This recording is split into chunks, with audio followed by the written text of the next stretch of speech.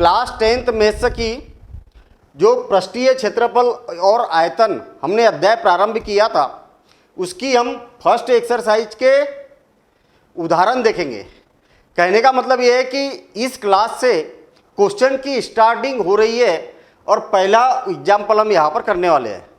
लेकिन इससे पहले मैंने आपको पिछले वीडियो में एक एक फार्मूला बताया था कि कौन सा फार्मूला कैसे बनता है, तो आपको रटने की बिल्कुल आवश्यकता नहीं पड़ रही है और आप फार्मूले को जब बनते हुए देखेंगे तो बड़े आसानी से उसको याद रख सकते हैं। यदि आपने पिछला वीडियो नहीं देखा तो आपने वीडियो देखना चाहिए और फिर उसके बाद में आगे बढ़ना चाहिए। ठीक है, चलिए इस एक्सरसाइज में हमें पढ़ना क्या है, तो इस एक्सरसाइज में हमें पढ़ना है ठोसों के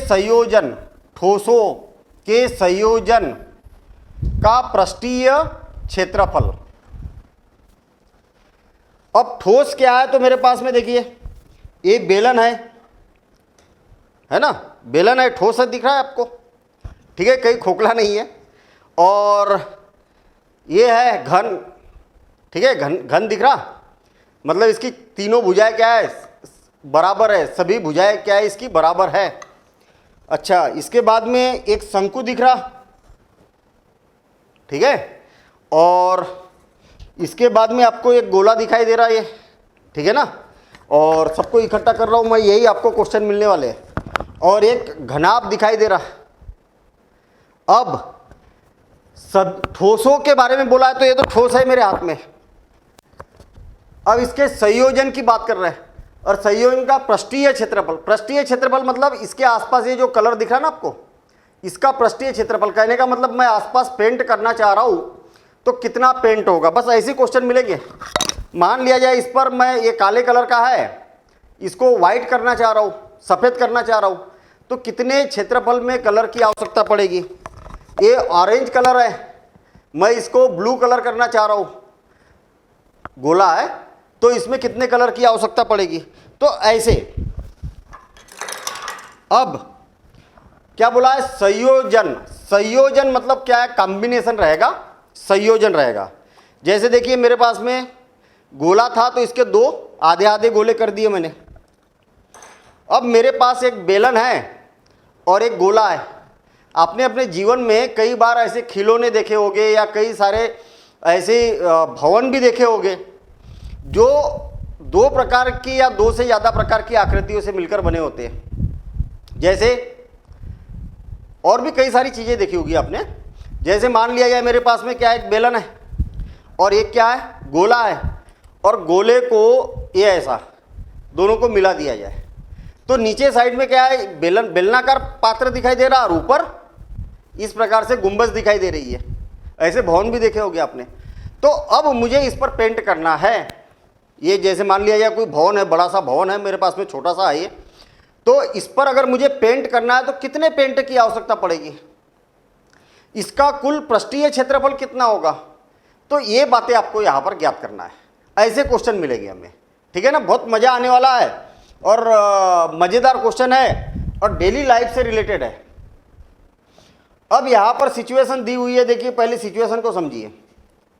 क्या बोला है, रशीद को जन्मदिन के उपहार के रूप में एक लट्टू मिला। लट्टू जानते हैं ना, कैसा लट्टू होता है, एक तरफ तो शंक्वाकार होता है और दूसरे तरफ गोलाकार होता है। देखिए एक शंकु है मेरे पास में और एक गोलाकार है, ये ऐसा रहता है क्या लट्टू, हाँ ऐसे ही रहता लट्टू। आपको याद होगा ना कि इसमें रस्सी लपेट के और खींच के और फिर उसको ऐसा घुमाते हैं और बढ़िया घूमते रहता है ऐसा लट्टू, वही वाले लट्टू की बात कर रहे हैं हम।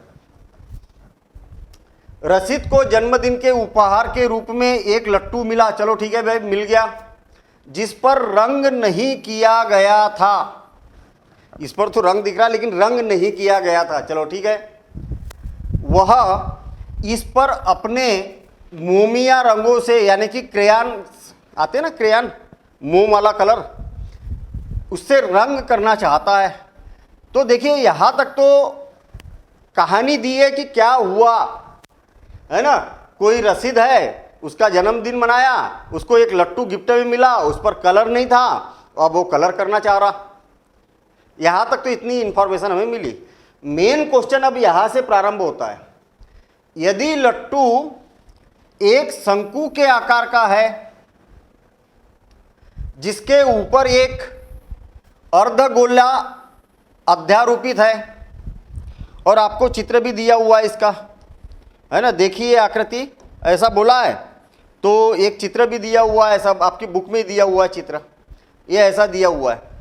कहने का मतलब ये हुआ कि ये लट्टू जो है ना, नीचे साइड में कैसा है, शंक्वाकार है, ऐसा शंक्वाकार है ये ऐसा, और ऊपर की ओर ये क्या है, अर्धगोलाकार है।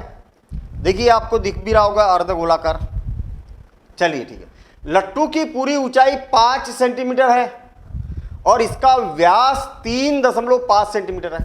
व्यास मतलब ये पूरा का पूरा व्यास है ना। व्यास का मतलब क्या हो गया, जैसे अगर मान लिया जाए मेरे पास में एक वृत्त है, ये वृत्त है और वृत्त का ये केंद्र है। वृत्त के दो बिंदुओं को मिलाने वाला रेखाखंड जो उसके केंद्र से होकर गुजरता है, इसको क्या बोला जाता है, व्यास बोला जाता है।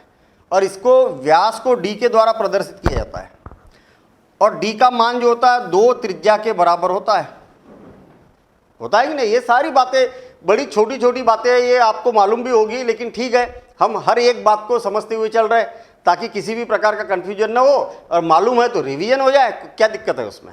चलिए ठीक है, आगे बढ़ते हैं।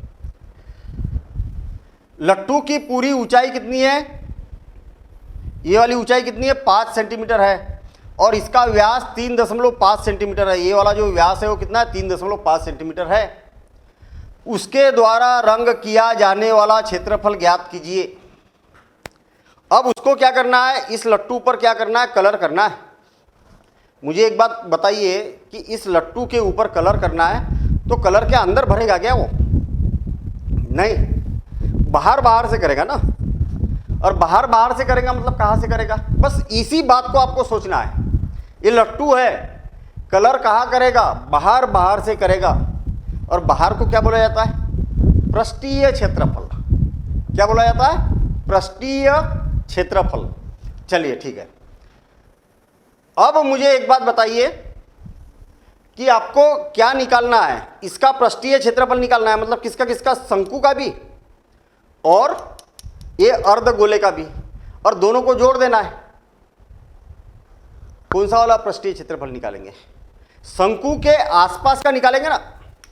अरे मैंने अगर इसको अलग कर दिया जाए तो एक पृष्ठ तो इधर भी बनता है, इसका थोड़ी निकालेंगे, ये तो दबा हुआ है ना। अरे ये तो दिख ही नहीं रहा, इसको काट के थोड़ी हम पेंट करेंगे यहाँ पर और यहाँ पर, नहीं, बाहर से करना। तो ये इधर वाला जो पृष्ठीय क्षेत्रफल है इसको क्या बोला जाता है, वक्र पृष्ठ, शंकु का वक्र पृष्ठ।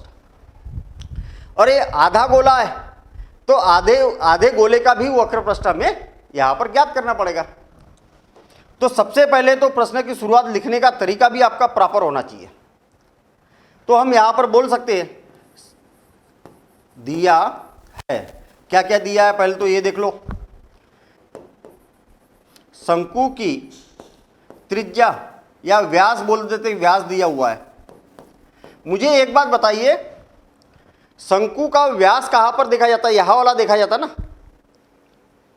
व्यास यहां का होता है ना, और गोले का भी व्यास यही वाला होता है, तो दोनों यहीं पर तो जुड़े हुए हैं, तो दोनों का व्यास क्या एक जैसा होगा, हाँ बिल्कुल होगा। शंकु का व्यास बराबर अर्ध गोले का व्यास बराबरी से कितना है, डी, और डी का मान कितना दिया हुआ है भाई, 3.5 सेंटीमीटर व्यास दिया हुआ है, 3.5। तब इनकी त्रिज्याएं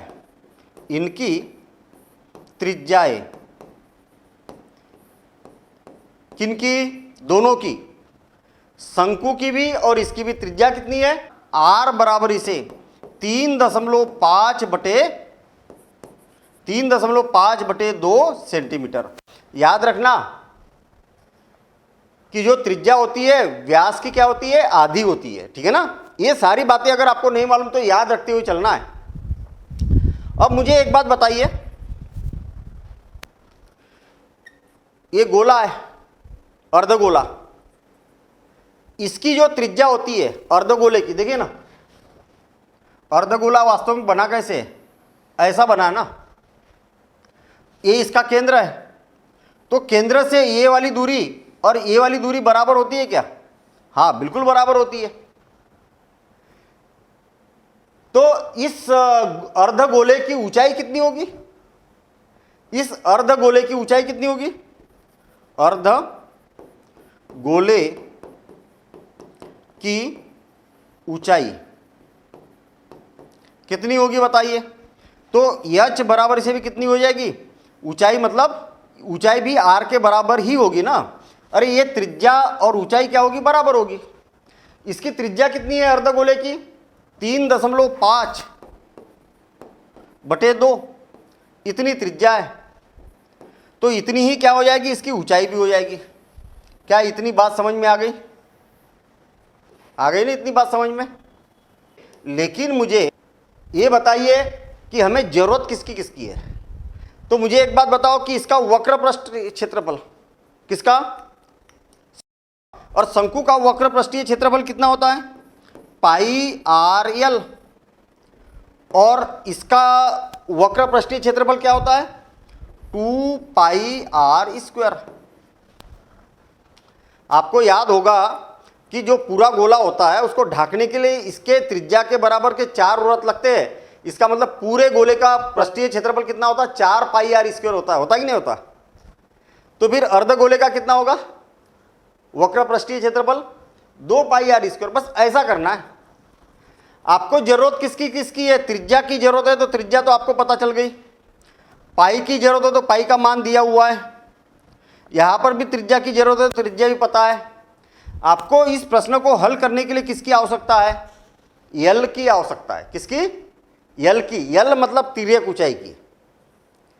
तो ऐसा पहले एक रफ पर आपको किसकी किसकी जरूरत है ये बातें लिख लिया करो। इसका मतलब ये हुआ कि शंकु की ऊंचाई कितनी होगी? तब शंकु की ऊंचाई, शंकु की ऊंचाई कितनी होगी भाई? एच बराबर से 5 सेंटीमीटर ऋण 3.5 बटे 2 सेंटीमीटर। अरे ये वाली पूरी ऊंचाई कितनी है? 5 सेंटीमीटर। यहां से ये वाली ऊंचाई कितनी है? 3.5 सेंटीमीटर। तो पूरे में से इतना घटा दोगे तो आपको इतनी ऊंचाई पता चल जाएगी कि नहीं? हाँ, बिल्कुल चल जाएगी पता, बिल्कुल सही बात है। लेकिन आपको याद होगा, चूंकि आपको याद होगा कि एल स्क्वायर बराबर से R square plus H square, ये एक सूत्र होता है। क्यों भाई? आपको जरूरत किसकी है? यल की जरूरत है ना। और यल कैसे निकलेगा? तो इस सूत्र से निकलेगा। ये वाला सूत्र आपको याद होना चाहिए। जब भी शंकु का वक्र पृष्ठ का क्षेत्रफल ज्ञात करना होता है तो आपको यल की आवश्यकता होती है और आर की आवश्यकता होती है, एच की जरूरत नहीं है। तो जब यल नहीं दिया है तो आपको आर का मान तो दिया है ना। तो आर का मान कितना है? 3.5 बटे 2 इसका वर्ग ऋण इसकी ऊंचाई कितनी हो जाएगी भाई? 5 ऋण 3। अच्छा, इसको हल करके रख देते पहले, तो लघुत्तम आ जाएगा 2। तो 5 दूनी 10 ऋण 3.5। तो इसको अगर हल किया जाए तो कितना आ जाएगा? इसको थोड़ा सा नीचे कर देता हूं मैं। तो हमारे पास में क्या आ गया? एच बराबर से 10 में से 3.5 घटाया जाए तो कितना हो जाएगा? 6.5 बटे 2। तो ये हो जाएगा 6.5 बटे 2, 6.5 बटे 2 का वर्ग, इतना हो गया। तो L square is equal to क्या हो जाएगा? यल स्क्वायर बराबर से 3.5 का वर्ग क्या होता है? याद रखना, मैं बहुत बढ़िया ट्रिक बता रहा हूं वर्ग करने की। अगर मान लिया जाए 3.5 है और इसका वर्ग करना है, दशमलव को तो अभी थोड़ी देर के लिए भूल जाओ। अगर इकाई का अंक जब भी 5 होता है तो 25 तो आएगा ही आएगा। और 3 जो है ना, 3 का अगला अंक कौन है? 4। तो 3 का 4 में गुना करेंगे तो 3 चौक 12। देखिए मैंने शॉर्टकट मेथड भी बता दी यहाँ पर, बटे 2 का वर्ग कितना हो जाएगा? 4 ऋण। फिर से और एक बार मेथड समझ लेना, और जरूरत पड़ रही है हमें यहाँ। इकाई का अंक अगर 5 है तो 25 तो आएगा ही आएगा, और दहाई इकाई का अंक अगर छोड़ दिया जाए तो क्या बचा? 6। तो 6 का अगला अंक कौन है? 7। तो 6 का 7 में गुना करो, 6 7 42, और इतना, और डिवाइडेड बाय 2 दूनी 4। अब आप देखेंगे कि लघुत्तम तो आ जाएगा 4, और इसमें से, और यहां पर क्या है? प्लस है ना, और दोनों को अगर जोड़ दिया जाए तो 25 25 कितना हो गया? 50। 50 का शून्य है ना, 50 का शून्य बचे 5, और 5 47 47 48 49 49 49 59 कितना हो जाएगा? 59। 59/4 यल स्क्वायर का मान। तो यल का मान कितना होगा? यल का मान हो जाएगा वर्गमूल 59, और इसको अगर हम भाग दे तो हमारे पास में आ जाएगा 4 का 4 और 4 चौक 16, 4 का 4 4 चौक 16 और बच गया 3, और 4 8 32 लगभग 4 7 28, 4 7 28 बच गया 2 2, तो 4 चौक 16 4 पंचे 20 लगभग इतना आ जाएगा। और इसका जब वर्गमूल निकालेंगे तो 3.7 लगभग आ जाएगा, लगभग इतना आ जाएगा। मतलब हमने क्या किया? यल का मान यहां पर ज्ञात कर लिया। अब मजेदार, कैसा मजेदार काम है देखना जरा। मैं क्वेश्चन को थोड़ा सा जगह बना लेता हूं, मतलब है ना, इसको ऊपर शिफ्ट कर देता हूं, और आपको दिख भी रहा होगा मेरे ख्याल से कोई ऐसा छोटा फाउंड हुआ भी नहीं है। अब देखिए, संपूर्ण खिलौने का पृष्ठीय क्षेत्रफल, जहां पर उसको क्या करना है? कलर करना है, तो उसका क्षेत्रफल क्या होगा? संपूर्ण लट्टू है ना, संपूर्ण लट्टू का पृष्ठीय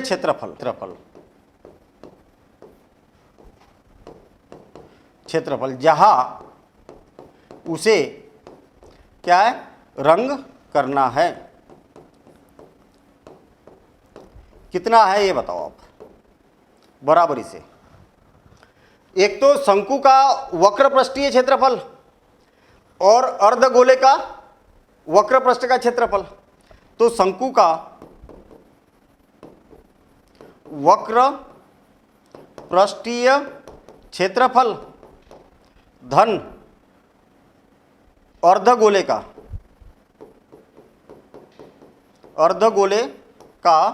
वक्र पृष्ठ।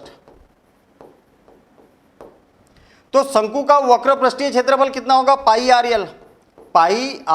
यल प्लस 2 पाई आर स्क्वायर। मैं आपको शॉर्ट ट्रिक बताता हूं इसकी। कई बच्चे क्या करते हैं, यहां पर मान रख देते हैं और गणना करना चालू कर देते, कैलकुलेशन करना चालू कर देते, जो कि गलत तरीका है। सही तरीका क्या है?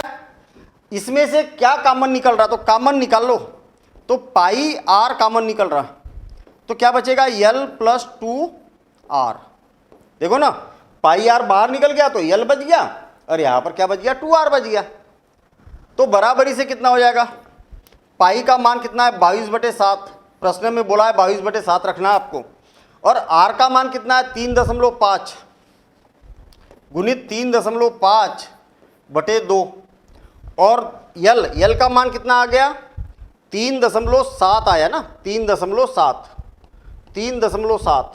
प्लस 2, और आर का मान कितना है? 3.5/2। ऐसी अगर कैलकुलेशन करेंगे तो आसान होगा। मतलब जो फार्मूला हमारा बनता है वहीं पर आप कॉमन निकाल दो, नहीं तो आपको पाई का और इसका 2 बार गुना करना, यहां पर डबल कैलकुलेशन करना पड़ेगा। अब देखिए, यहां पर 2 से तो ये हो गया 11 बार कैंसिल, और 7 से 0.5 बार कैंसिल। अरे 7 5 35 होता है, और एक अंक के बाद दशमलव, तो यहां पर भी एक अंक के बाद दशमलव लगेगा। तो 11 5 55, 5.5 11 5 55 हो गया, एक अंक के बाद दशमलव है तो एक अंक के बाद दशमलव लगा दिया, गुणित 3.7 और ये 2 से 2 कैंसिल हो गया तो 3 धन 3.5 3.5 और 5.5 और गुणित इनको दोनों को पहले कोष्टक को हल करेंगे हम और दोनों को जोड़ेंगे तो कितना हो जाएगा 5 और 7 12, 12 के 2 और हासिल आया 1 और 3 दूनी 6 और 1 7, तो इतना हो जाएगा 7.2। अब इनका दोनों का आपस में गुणा करेंगे तो कर लो गुणा, 5.5 का गुणा करो 7.2 में, मैं तो 60 कट तरीके से कर देता हूँ। 5 दूनी 10 का शून्य हासिल आया 1, 5 दूनी 10, 7 5 35, 45 और 1 46, 46 बचे 4, 7 5 35, 35 और 4 39 और एक अंक के बाद दशमलव, 2 अंक के गुना है ना तो 2 अंक के बाद दशमलव लगेगा तो 39.6 सेंटीमीटर का स्क्वायर। ये क्या है, क्षेत्रफल है ये एक्चुअल, और क्षेत्रफल है तो हमारी इकाई क्या चल रही थी सेंटीमीटर में, तो जब भी क्षेत्रफल निकालेंगे तो ये वर्ग लगाया जाता है, इकाई के ऊपर क्या लगाया जाता है, वर्ग लगाया जाता है। क्या पूछा था, क्षेत्रफल ज्ञात कीजिए, तो हमने क्षेत्रफल ज्ञात कर लिया।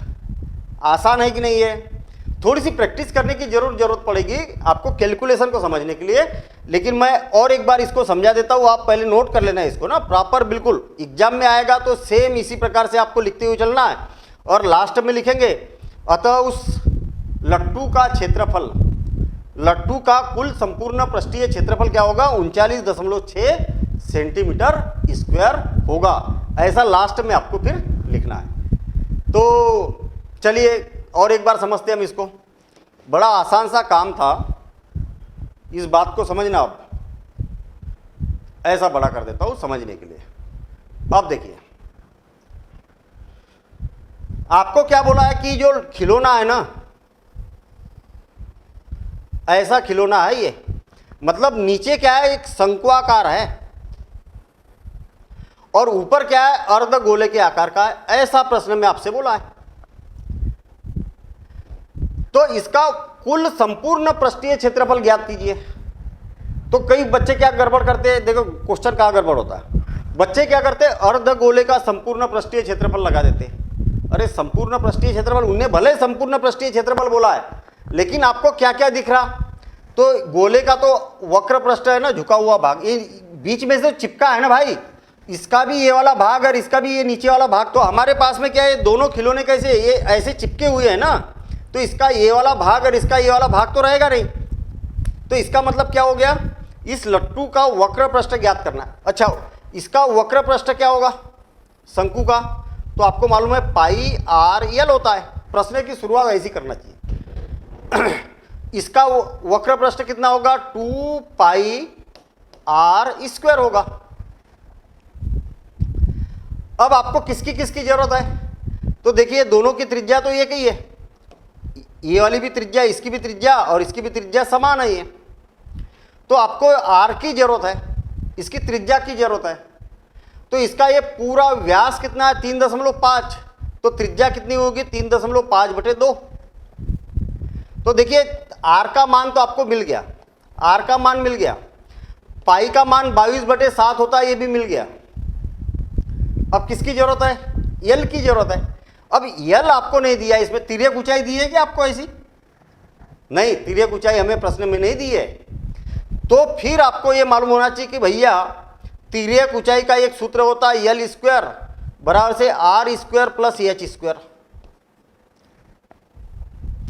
शंकु की तिर्यक ऊंचाई ज्ञात करने का यह सूत्र होता है, ये तीनों के बीच में संबंध होता है ये।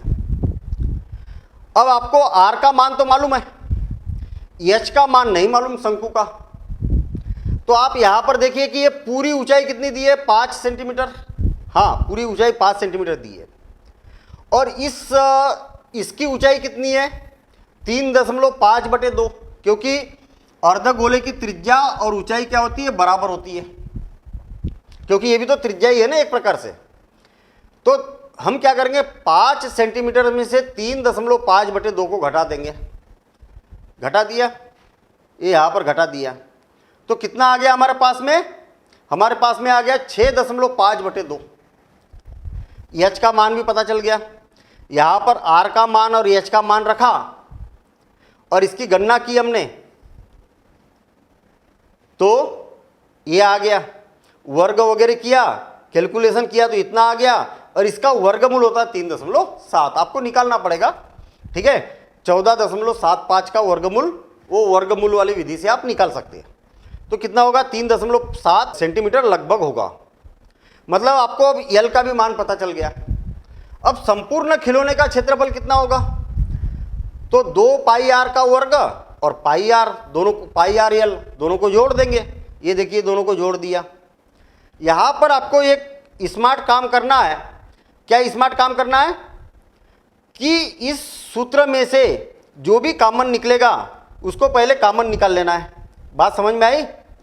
जो भी कॉमन निकलेगा उसको कॉमन निकाल लेना है। तो आप देखेंगे कि इसमें भी पाई है, इसमें भी पाई है, इसमें भी आर है, इसमें भी आर है, तो इसको कॉमन निकाल दिया। जैसे ही आप कॉमन निकालेंगे तो आपका कैलकुलेशन आसान हो जाएगा यहाँ पर। और आपने अगर अलग अलग कैलकुलेशन किया तो कैलकुलेशन टफ हो जाएगा, ठीक है। तो इसको आप नोट करिए, प्रैक्टिस करते चलना, हर एक क्वेश्चन की प्रैक्टिस करना। जितने, जैसे अभी आप एग्जाम्पल से ही अगर स्टार्ट करेंगे ना तो ये चैप्टर बिल्कुल आसान जाने वाला है। एग्जाम्पल भी सारे बनना चाहिए, एनसीईआरटी के तो बिल्कुल बनना ही बनना चाहिए। तो इसके बाद देखेंगे हम अगला प्रश्न।